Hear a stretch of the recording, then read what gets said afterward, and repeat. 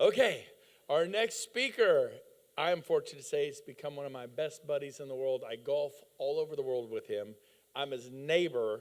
I love him and care about him and Susan a lot. They were some of our closest friends. Help me welcome to the stage, Papa Gene Frederick. Woo! There you go, have fun. Thank you, brother. I have never been introduced without a standing ovation. Come on, give it up for me.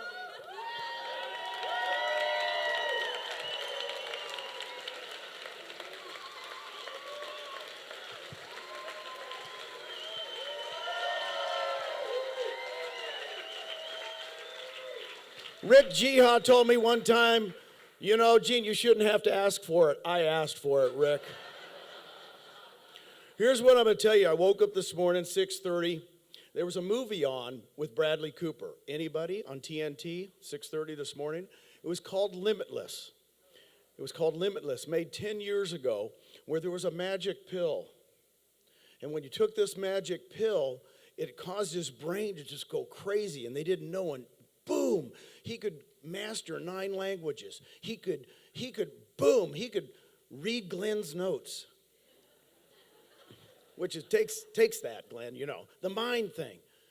And when I was watching this, it made me think of this. You guys came here, there is no magic pill. There is no magic pill. You know, those movies where all of a sudden somebody becomes unbelievable, boom, and he could see the future. You know the question I get right now after 6 years? Gene, how did you see this? How did you see the future? Seriously, I saw it. When I met Glenn, I had already written notes about a new company 2 years before that, and I actually pulled it out of the closet, and when Glenn came by and showed me his notes, I said, the doggone guy took my model. No, you know, we've all thought of things, but who implements? Who implements them? Glenn did. So when he did, I didn't have the ego where I said, well, I'll go copy. I had the thing, he did it. He's got a company. It was real, right? Now, I'm going to tell you right now, there's no magic pills. All right, I'm going to give you things right now you've heard for 2.5, thank you guys for staying this long. But seriously, what I'm going to give you is everything in a nutshell, really quick, which everybody's been telling you now for 2 days. It's just really simple.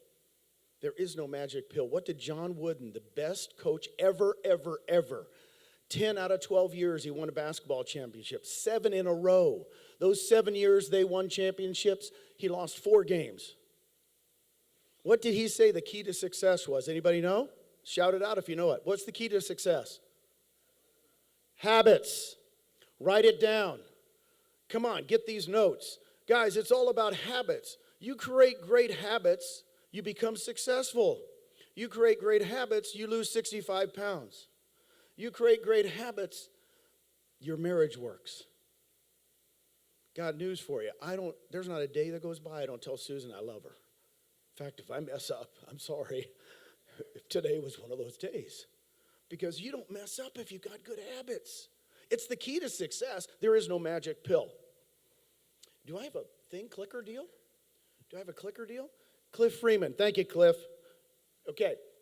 Characteristics of a professional attractor. Just so you know, I have no problem saying recruiter. I've been doing it for 32 years. I'm a professional. Just so you know, it's okay.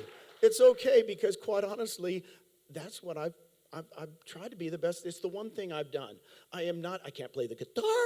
I can't play the piano. Don't ask me to sing like Jay and Ashley. You know, all I can do is I took this myself. Here's what you need. Get your pen and pencil out. Let's go. Persistence. Guys, grit. Grit. That's it. Here's the first picture of our first agents in Austin after 3 weeks. Look at Elizabeth Riley smiling there. Elizabeth, thank you, my sponsor, Elizabeth Riley. Let's give it up for Elizabeth. Look at those 2 young people on the right, tucked in the corner. 3 weeks. Now, here's why this picture is so important. Jana Caudell admitted, I called her. She said no. The first 20 people I called, friends of mine, good friends, I'd been in business with for 20, 21 years. Literally people that said, I will follow you anywhere. Create something, I'll follow you. They all said what? Okay, get over it. Just so you know, when you write your list down, you're going to have to write a lot more lists. Write that down. Do not assume you're going to be successful. Action. Write this down. Massive, consistent action. You got to write that with it. You've heard it 2 million times. Get over it, what kind of action it is. A lot of people have given you things, but massive, consistent action. One-on-ones, lunch and learns, 3-way calls, events. You know them all. Do them all. I remember when I met Brent, he and I had the same list. He brought notebooks, and I met him, and he goes, Gene, here's my list. I'm calling all these people. I said, oh, here's my notebook. I'm calling all these people. And I called him, and I called him, and I called him, and I called him, and I called him. Now, out of the first 20 people that I called, like 15 are with us now. Okay? Don't worry about it. Massive action. Hey, who's this? That's a young guy. This is where I sat as Norm from Cheers. For literally 2.5 years. And you know what this day was? May 21st. Glenn will know what this day is. May 21st, 2018. When was it? It's when we got uplisted to NASDAQ. And I went into where I'd been working, and I sat at that table, and I interviewed people. 10 o'clock, 1 o'clock, 3 o'clock, 10 o'clock, 1 o'clock, 3 o'clock, 10 o'clock, 1 o'clock, 3 o'clock. Monday, Tuesday, Wednesday, Thursday, Friday. I was very consistent for only 2.5 years. And I came in, I told the managers, and these are my buddies. They go, what? I said, man, we got uplisted. We're on NASDAQ. We're no longer Wolf on Wall Street. We got uplisted. And they celebrated with me. That was the gal that brought me my coffee every day. Guys, this doesn't happen without massive action. If you think it does, get over it. No magic pill. Oh, chotomate. I don't even know how you go back, but patience. Patience. This is the hardest one for everybody in the room to take. This is the hardest one for you guys to learn. You're going to go to those people that you love, that you've been in business with for 25 years. And here's what you say to me all the time. Gene, they don't get it. They just don't get it. Why aren't they coming here? They paid Coldwell Banker $115,000 last year. They're just stupid. You guys tell me this all the time. Just so you know, and you guys have heard, in fact, Jana said it, there's a gate of change in everybody. It's by Covey. And there's a gate of change no matter what kind of great scripts you have, no matter about when you hit them up and how much you follow up. That gate of change can only be opened from where? The inside. Guys, I put that quote out of the 8 Habits on my desk for about 21 years because I went, I want Trey Williams to come. Boy, I want, Marianne Collins, my wife's best friend, to come. Boy, I want all these people to come, and they're not coming. Gene, you got to have patience. And just so you know, that will be the hardest thing for you to do. It was the hardest thing for me to learn. I literally had that quote up forever because, just so you know, they're all with us now. Come on. Does that make sense? 3 years later, 2 years later, they said, don't put my picture up and embarrass me. I am. Here's the last one that a characteristic of a good recruiter is. You got to ask for help. Get your ego out of the way. See, you guys are realtors, and I will say this. You're working with buyers and sellers. Buyers and sellers. There's a dead name. Oh, buyer. That's easy. A seller. Market. Sells in 2 days. This is not it. This is not it. It's not all about you anymore. It's about everybody in this room. You got to ask for help. And it's really, unfortunately, a problem with you guys. Just so you know, I turned down 27 trips when I moved to Puerto Rico in 2 months. People were calling me saying, Gene, can you come here? Gene, can you come here? I found out I was traveling a lot before that. But guess where I went when people asked? Jay and Ashley asked me. I said, yes. Somebody else asked me. I went. Pat, I just went where people asked. Everybody goes, you have a schedule? I said, no. So I'm on Zooms all day long because people do what? Ask. Okay. Live out your dream. This is the most important thing of a true recruiter or true human being. You've got to live out your dream. It's your dream, nobody else's. 10 years ago this month, I remember when it was, I was in Austin, Texas. A lot of you people, this is the first time you've heard me, so this is good. I saw your hands go up. 10 years ago, I'm a team leader for Keller Williams, and we're having a happy hour at a restaurant outside, really big outside, kind of like the length of this whole room. And the realtors were over here, we're drinking. Of course, we're paying for our own drinks. It's Keller Williams. And then, sorry. And over here was Dell Computer, huge crowd. In fact, it was free drinks over here. We paid for ours, so where'd some of our crew go? Over here. Get their drinks, come back. So I'm sitting there, and here comes the most recognizable person in Austin, Texas, Michael Dell. I mean, this guy's in the top 30 richest people in the world. He comes through our crowd, and he gets attacked by everybody. Oh, Michael, my son works for you. Oh, my husband worked for you 10 years. Oh, and the poor guy got out. He opens the gate. It's an outdoor area, and there was his limo. It was a Mercedes Maybach. What's the name of it? Maybach? Is that Maybach, how you pronounce it? I'm asking Glenn because he has one. No. No. I've only seen him in car magazines, a $500,000 car. Of course, his driver opens the door. Michael Dell walks in. He shuts the door, and they drive off. And what do all the catty realtors say? Really? Really? He doesn't even drive himself. Come on. Really? What was that all about? A driver? Oh, come on. What was that car? I said, it's about $500,000. Say, cat, right? And I stopped him. And they huddled around me. There was about 20 of them. And I said, let me ask you a question. If that whole setup cost you a nickel a day, $17 a year, would you have it? And they said, of course. I said, that's a nickel to him. And I said, don't judge his nickel. That's a nickel. And I'm here to tell you, I looked at every single one of them. This is 10 years ago. I said, someday I'm going to have my nickel. I'm going to have my nickel. And you better not judge me. Write this down. Do not count other people's money.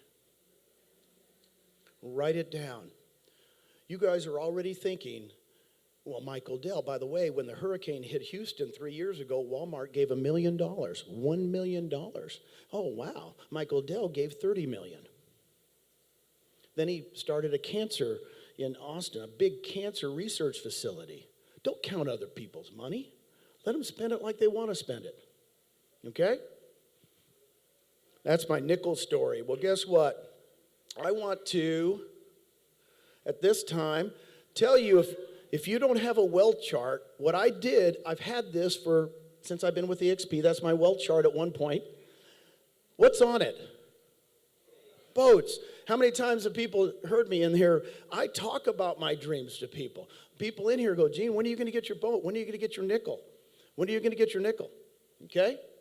We took a vacation 2 years ago. The reason I'm showing this story is we went to Disneyland, no masks. It's awesome. Could you imagine now? So 2 years ago, we go with 2 VIPs. All my family and the VIPs, I remember them, Todd and, I can't remember her name right now, but Todd, and they cost $350 an hour. 2 of them, $700 an hour. This is the best vacation on earth because you walk in the exit. You get to walk in the exit. You've done it. You walk in the exit, and the kids, right, and everybody's looking at you like they're special. Of course they're special. But that was the most expensive vacation we've ever paid for. We spent 3 days there, but I will tell you what. Live your dreams. Live your nickel. Don't count other people's money. I've had people say, well, how much do those cost? I said, why are you even asking that? Well, how much did it cost? And I'm sitting here going, man, it's my dream. Why are you counting my money? I'll tell you what, that picture will make you cry. Because that's Grandma and Grandpa with their princess, right? Look at that. She was dancing the whole time. Dancing the whole time to everything.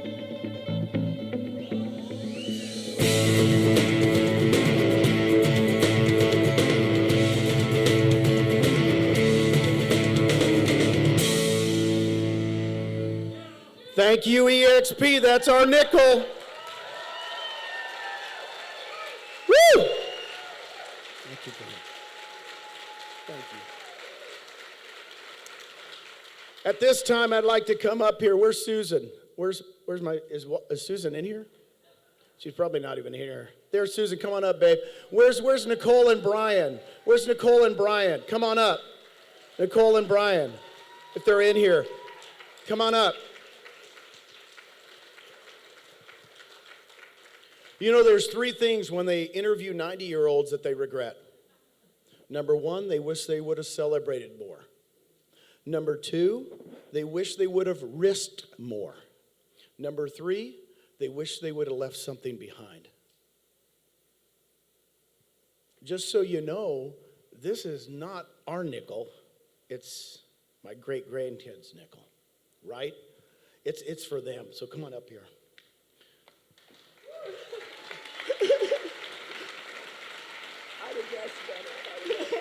She would have dressed better. She didn't know. Here's why I do it. For Brian and Nicole, their 3.5-year-old son, Lincoln Apollo, my 9 grandkids, my 5 kids. This is why I do this. So, thank you, guys. Thank you. Love you. Love you all. Thank you, EXP. Thank you, Glenn. Stay on up here. Stay on up here. I'll do this with you guys. Stay on up. Everybody stand up. Stand up. Stand up, baby. We'll end it with this. You know, Picasso said, everybody's a genius if they can only find the inner child. Do you understand that? Now, if you know me and you see the footballs and basketballs in the house, I've never left that inner child. Okay? I want you guys to think back to 2 or 3 years old. Right? Anybody have 2-year-olds? 2-year-old granddaughters, right? Great-grandkids? Here's what I want you to bring you back to 2 years old. Because my oldest granddaughter was 2 years old, and she comes into our bedroom with diaper, nothing else on. You know they're 2. You can't get clothes on them, right? When they're 2, it's kind of like Rick Jihad. You can't get clothes on them, you know. I just threw that out, Rick. She comes into my bedroom, true story. She was living with us at the time, which was awesome, my first grandchild. And she says, Grandpa, I can fly. Now, I grew up with 4 brothers and a sister. My sister's here, Annie. We're kind of rough. You know, my daughter looks at me and goes, oh no, what's going to happen? I said, you can fly, Sophia. So Grandpa grabs her. We used to call her baby with hair. Right? She's half Hispanic. So we love that beautiful lock hair. And she goes, Grandpa, I can fly.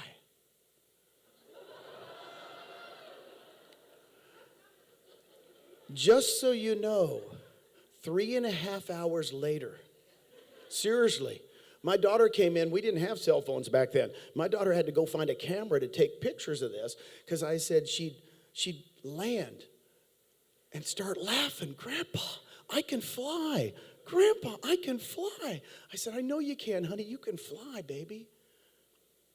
When did we forget that we could fly? When did we become adults, Frank? I see you up there, my friend. Then she turns around and says, can Grandpa fly?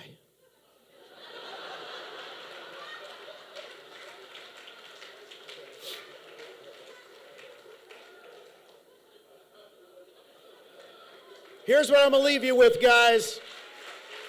I want you all to fly. Come on, let's become kids again. Let's do this.